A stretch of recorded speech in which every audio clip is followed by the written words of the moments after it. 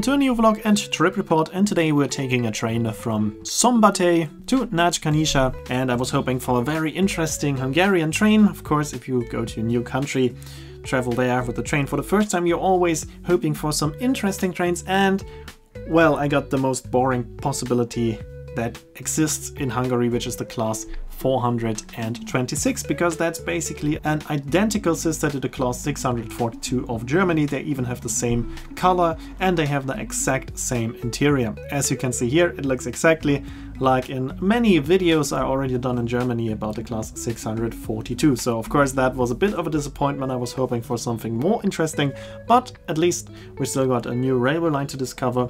Here we can see my train from the last video departing, and now we can listen to the sound of the train that I'm traveling on, even though we know how it sounds like.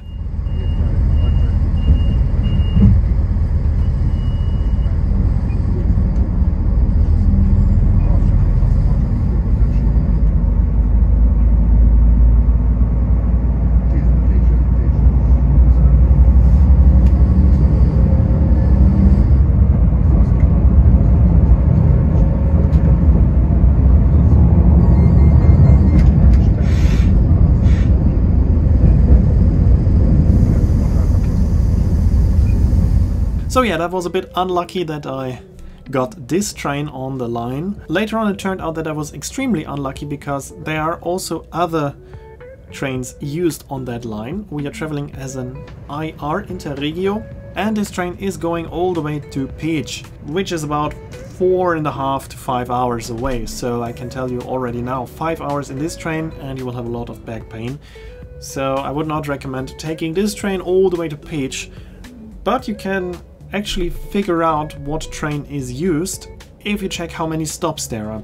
If there are a lot of stops in between, it's most likely the D0 Classic, class 426. If there are just a couple of stops in between, then they are usually using passenger carriages, which are more comfortable.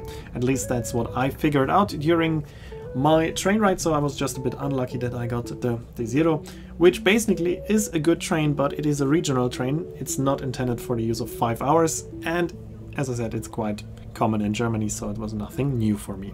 The railway line that we were on is the railway line Sopron-Nagykanizsa, so the railway line that we saw in the last video, and the one in this video is the same basically. In this and the last video we're going it on a full length. We've just reached the station of Székelyhon, which is the most important stop in between. Until here the line is electrified and there are also trains of the Rábabahn on it, with the older version of the Flirt usually. And here in Székelyhon you have a connection on to Slovenia and to Budapest. Here you can see a train that is going to Budapest. With this one I would be there much faster, but we are continuing on to Nagykanizsa, and from there we will then finally go to Budapest.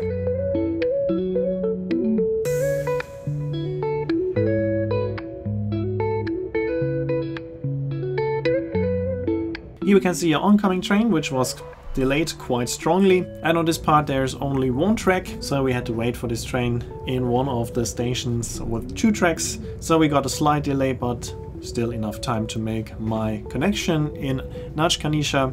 Landscape wise the railway line is not too spectacular, but also not boring, so somewhere in between I would say.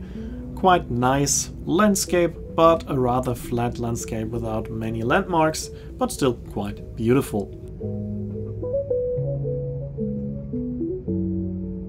Here we are now slowly getting closer to Nagykanizsa. Here we can see an oncoming train, also of Rábabahn, but with a diesel train, because this part here is not electrified. And here we can see some old trains, including a steam train, and that means that we are now approaching the station of Nagykanizsa, where I changed trains, and now we are finally heading to Budapest, but that will be the topic of the next video.